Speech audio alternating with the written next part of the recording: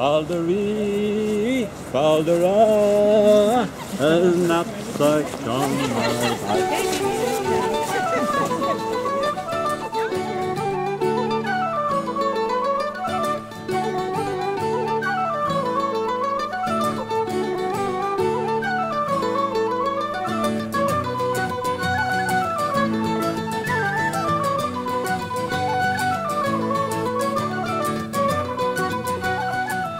The concept of walking and talking in Ireland and in Donegal is to bring people together in a beautiful countryside, to show them the geography of the area, but also not only the geography, its geology, the history, the background, the music. We do this as we walk along and see some of the most spectacular scenery that there is to offer in Ireland.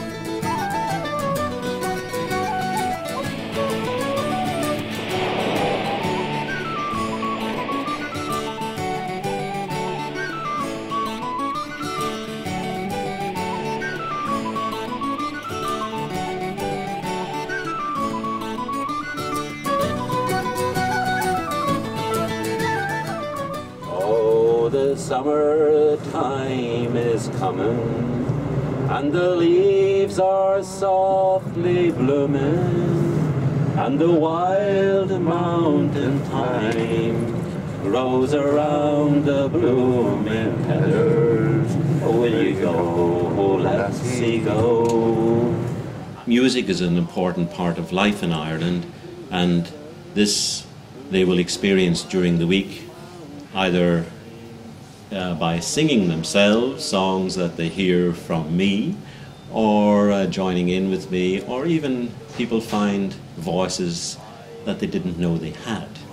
And sometimes we'll have songs in their own languages, which is quite interesting to hear, also perhaps in the pub in the evening, which is part of our the social fabric of Ireland, and gives them the chance to meet, watch, see local people. Oh, servants, jump, oh, sting it along, when your belly soon gets flat. Really on, when you're riding along, and your two bucks on your back. The walks themselves are not that strenuous. They're good physical activity. We would be out for 4 to 5 hours every day. This includes lunch breaks. We'll do coastal walks, hill walks, bog through the turf, and all these give people a real insight into how the physical landscape of Ireland has been formed, because each day is different, each day varies.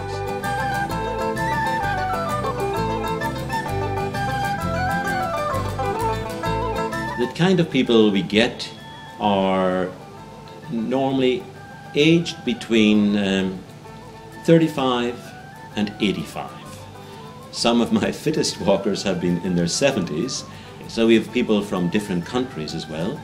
Germany is a predominant part, since I lived some of my life in Germany and had a language school for Germans here in Ireland, so the teaching background is involved too.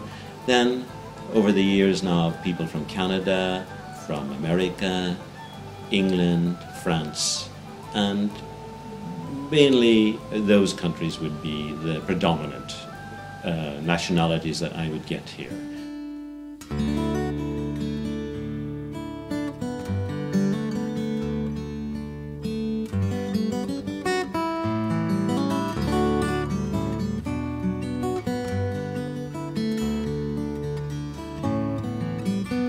Groups are small. I say a minimum of 6 and a maximum of 12. Normally we'll have group size of 6, 7, 8, 9. This gives us the chance to get to know each other, become friends during the week, and accommodate our different likes and dislikes.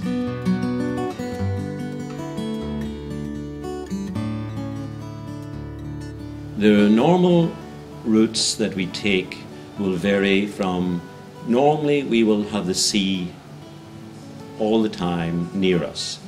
We will do walks along Horn Head. It's one of the peninsulas here in Donegal, called Horn because when you look at it from a distance you see two pieces of rock headland sticking up that looks like a horn.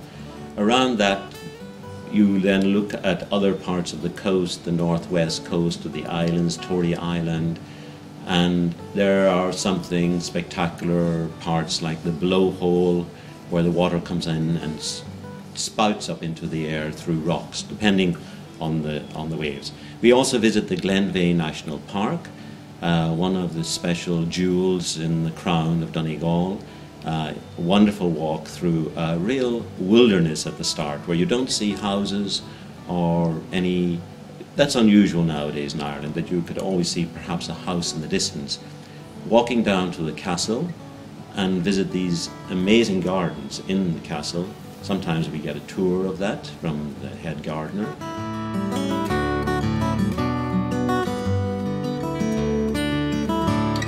Now, we also then would visit another park, Ards Forest Park, one of the most northerly parks in Ireland.